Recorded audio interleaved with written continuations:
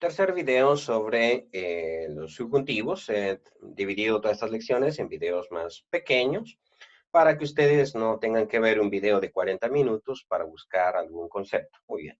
Es la tercera y ahora sí vamos a traducir esta oración. Vamos a traducirla. Eh, ya vimos, por ejemplo, que la primera parte de la oración, bueno, esta es una oración condicional y toda oración condicional va a tener dos partes, lo que se llama una prótesis, que es la condición, y lo que se llama una apódosis o la conclusión. La oración principal, la cláusula principal es esta. Y la cláusula subordinada siempre va a ser la que lleva la condicional, siempre va a ser la subordinada. Esto es porque en español ahora vamos a tener problemas con la coma en griego. La coma en griego no se usa exactamente como en español, se va a usar de manera similar, pero no de manera idéntica. Y esto significa, por ejemplo, esto aquí en griego no es un error haber empezado con minúscula cuando tenemos un punto acá. Esto no es un error en griego, pero en español sí se considera un error ortográfico.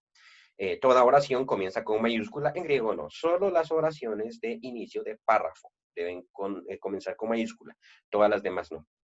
Y en el caso de la coma, se va a utilizar de forma diferente. Por ejemplo, toda vez que haya una oración condicional va a tener una coma y ustedes lo van a ver en los ejercicios. Sin importar si nosotros tenemos la apódosis antes o después. Simplemente, si empezamos evangelizon tai autas, coma, anidusi, o sea, siempre va a existir esa coma ahí. En español, no. Y entonces vamos a utilizar la gramática española para nuestras traducciones. En español, una oración condicional lleva coma intermedia cuando comenzamos con la cláusula condicional. Siempre que empezamos en español con un sí, tal y tal y tal cosa, coma, entonces la consecuencia. Si comenzamos con la consecuencia, no va coma.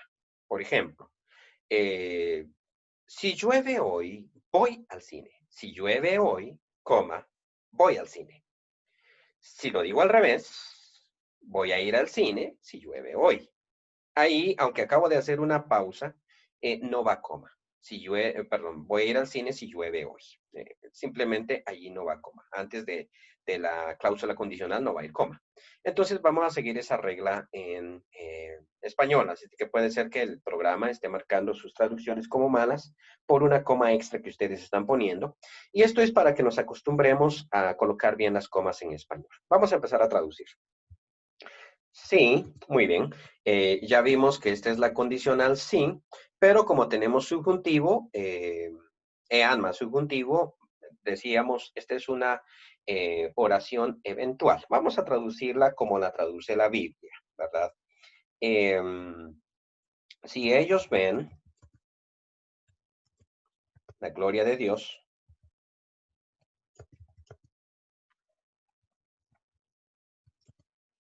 las evangelizarán. Las, porque autas es femenino, ¿no? Acusativo femenino de autos. Entonces, a ellas. Evangelizarán a ellas. Las evangelizarán. Ellos.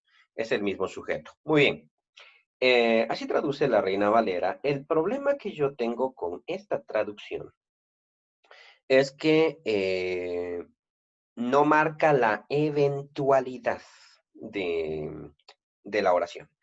O sea, yo podría traducir ei y podría traducir ei más indicativo de la misma manera. De la misma manera. Y no marca eventualidad. Y este es el problema que yo tengo con este tipo de traducciones. No marca esa eventualidad. En las Biblias más antiguas, esto no aparecía así. Ven, en Nueva Versión Internacional aparecía así, si ellos ven. En Reina Valera, esto aparecía, perdón, antes, si ellos viesen la gloria de Dios. El problema es que ahora tengo que alterar aquí las evangelizaría.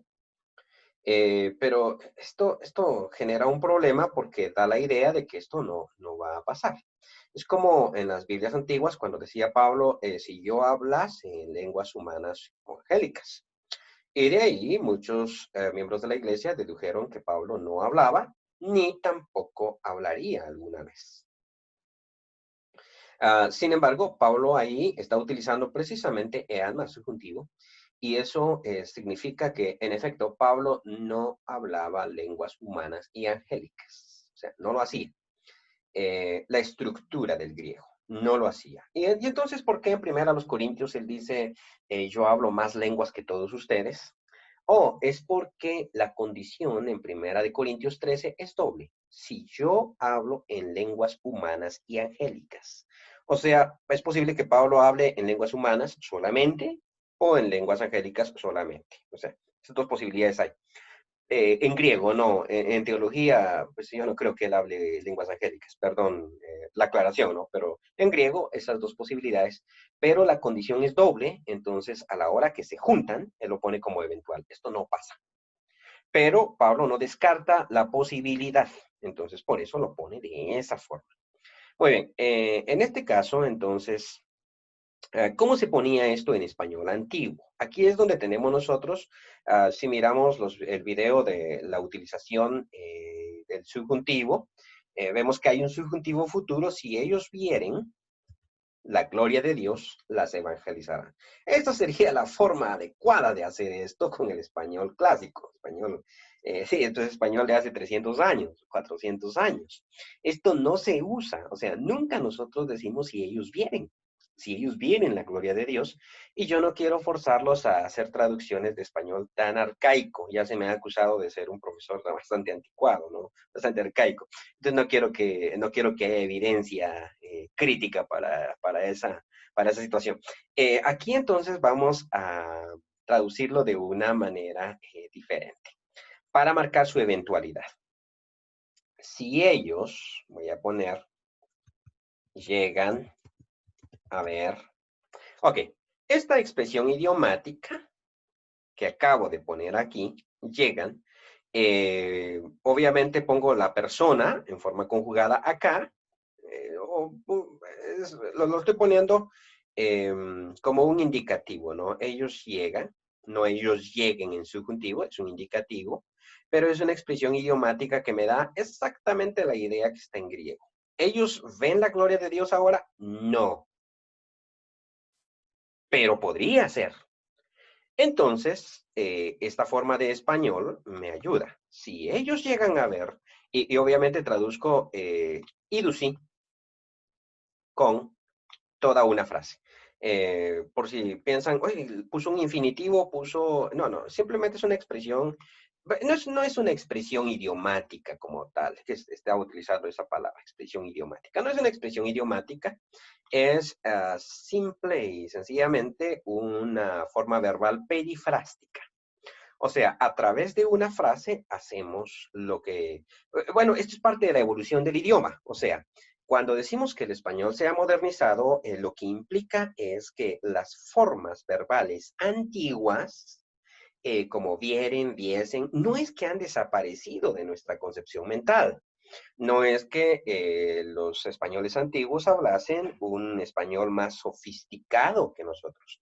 Es simple y sencillamente que lo hemos modificado. La sofisticación probablemente sea mayor hoy en día, pero lo hemos modificado, y lo que antes expresábamos con un verbo en subjuntivo futuro, ahora lo expresamos a través de una forma perifrástica. O sea, es lo mismo. Entonces, esta es la idea. Si ellos llegan a ver, pregunta, ¿ven ahorita? No. Si ellos llegan a ver la gloria de Dios, no. ¿La ven ahorita? No. ¿La podrían ver en el futuro? Sí.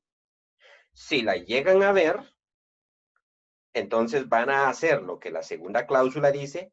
Sí. Esta es la idea del griego. Si la primera condicional sucede, la segunda es automática. Si fulano de tal se gana la lotería, ya no nos va a hablar. Esa es la idea. Claro, no quiero traducir aquí como las van a evangelizar, que podría ser una forma muy moderna de hablar, muy, muy buena, pero quiero seguir conservando las evangelizará. O sea, porque para no alargar las posibilidades de traducción. Pero es que esto se usa todavía bastante, sobre todo en los países andinos, o sea, Ecuador, Perú, se usan estas formas, más que acá, y aquí las usamos bien todavía, entonces no quiero descontinuar el español. Entonces, si ellos llegan a ver la gloria de Dios, las evangelizarán. O tal vez sería más bonito, las van a evangelizar. Las evangelizarán. Bueno, no, lo vamos a dejar. eh,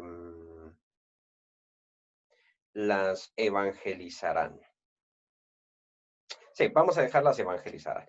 Ya voy a explicar más adelante por qué voy a dejar esto como las evangelizarán en otro video para cuando veamos la traducción de la apósis. Por el momento, vamos a dejarlo como las evangelizarán. Futuro simple, recuerden los ejercicios. Vamos a traducir como futuro simple.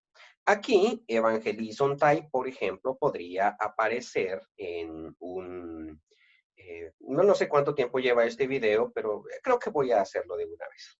Podría aparecer, por ejemplo, como un presente. ¿Qué pasa cuando aquí tenemos nosotros un presente? Evangelizum. Ponemos aquí esto como presente. No, aquí hay una diferencia, ¿sí? Déjenme pensar un momentito.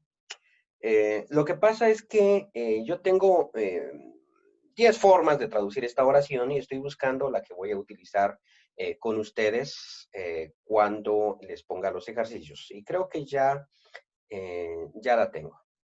Creo que vamos a cambiar acá, ¿sí? Perdón, hermanos, tanta confusión. De todas maneras, esta es como una clase para ustedes. Vamos a hacer una diferencia. Vamos a eliminar el futuro simple y vamos a traducirlo por medio de una frase. Las van, perdón, vamos a ponerlo aquí en español. Las van a evangelizar. Muy bien. Me parece que esta es la forma mejor. Las van a evangelizar. Me gusta. Es un español más moderno, creo. Probablemente no sea el del país de ustedes. Ahora vamos a copiar estas dos. Muy bien. Y las voy a poner, copiar. Es que hay algo aquí que no va a aparecer en los ejercicios de ahora, pero podría aparecer en un futuro. ¿Sí? ¿Qué pasa, por ejemplo? ¿Cuál es la diferencia? Si aquí abajo, en vez de esta sigma, nosotros colocamos una Z. Bueno, ¿qué sucede ahí? ¿Esto puede aparecer en griego? Sí. Sí. En la primera es un futuro y por eso estoy marcando el tiempo futuro. Muchos libros de gramática o profesores de griego dicen, no, tradúzcalo igual, no importa, igual. Pero eso es lo que produce estas traducciones que nosotros tenemos que no son muy eficientes, por cierto. Y también exégetas que saben griego, pero no se fijan en estos matices, y estos matices son importantes. Aquí arriba nosotros tenemos un futuro, muy bien. Una vez que decimos, ahí tenemos un futuro, ¿no? Y aquí abajo nosotros tenemos un presente. ¿Cuál sería la diferencia? ¿Las van a evangelizar? No podemos traducir aquí abajo las evangelizan. No podemos hacer eso. ¿Por qué no? Porque ya tradujimos la primera parte como eventual. Si ellos llegan a ver la gloria de Dios, las evangelizan. Y eso no suena bien, porque esto es una idea de futuro y la otra es una idea de presente. Recordemos una cosa así. El presente está hermanado con el tiempo imperfecto. Es decir, el presente habla del presente y es lineal. Y cuando va al pasado, tiene un problema porque no tiene, vamos a decirlo así, una forma lineal en el pasado. Entonces se crea el imperfecto para apoyar al presente, porque el presente no puede ser pasado. El aoristo no tiene problemas con el pasado, porque el aoristo en indicativo es pasado. Con lo que el aoristo tiene problemas es con el futuro. O sea, no tiene esas formas de futuro. Y en base a eso es que el futuro se crea. Estoy hablando aquí de mis especulaciones griegas, como un tiempo auxiliar del aoristo. Y esta es la razón por la cual el futuro tiene 3 diátesis, mientras, y el aoristo también, Y el futuro pasivo se basa en el aoristo. O sea, como que el aoristo y el futuro son dos tiempos hermanos y el presente y el imperfecto son dos tiempos hermanos. ¿Qué quiero decir con esto? Quiero decir que el futuro tiende a ser, eh, ¿cómo se llama este? Tiende a ser puntual o por lo menos indefinido, como hablábamos del auristo. Así que las van a evangelizar, no sabemos si esto es una vez o varias veces o una constante. Lo más probable es que sea una vez. O sea, lo van a hacer de manera puntual. Y si nosotros en la segunda cláusula tenemos un presente, esto implica acción continuada. Y eso es lo que vamos a poner acá. Obviamente tiene que ser una idea futura y la razón es porque la condicional nos está arrojando el futuro. Así es de que al ser presente acá, tenemos que buscar alguna forma futura presente o futura continua. Las van a estar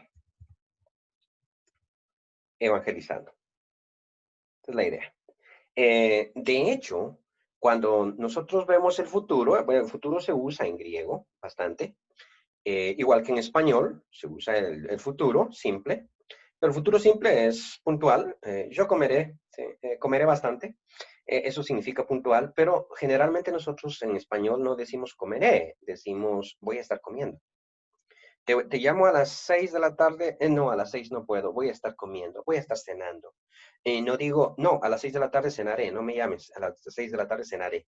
Cenaré lo utilizamos de manera puntual y voy a estar cenando de manera como presente futuro. O sea, cuando me llames, esto es un futuro, pero en ese momento que me llames va a ser un presente para mí. Voy a estar cenando. Esta es la idea continua. Y la idea en la primera cláusula es que si ellos ven la gloria de Dios, las van a evangelizar. Si ellas dicen no, probablemente ellos digan, ok, listo, terminó, ya nos retiramos. En la segunda cláusula, la idea es que si se cumple la condición, entonces ellos van a agarrar una constante hacia el futuro y por eso vamos a traducirlo por medio de esta forma perifrástica, van a estar. Van a estar. ¿Existen estas formas perifrásticas en griego? Sí, sí existen en griego. Solo que no las vemos tanto. Cuando estemos traduciendo el Nuevo Testamento vamos a ver un montón. No las vemos tanto porque como estamos acostumbrados a ellas en español, esas se traducen sin ni siquiera recibir una clase.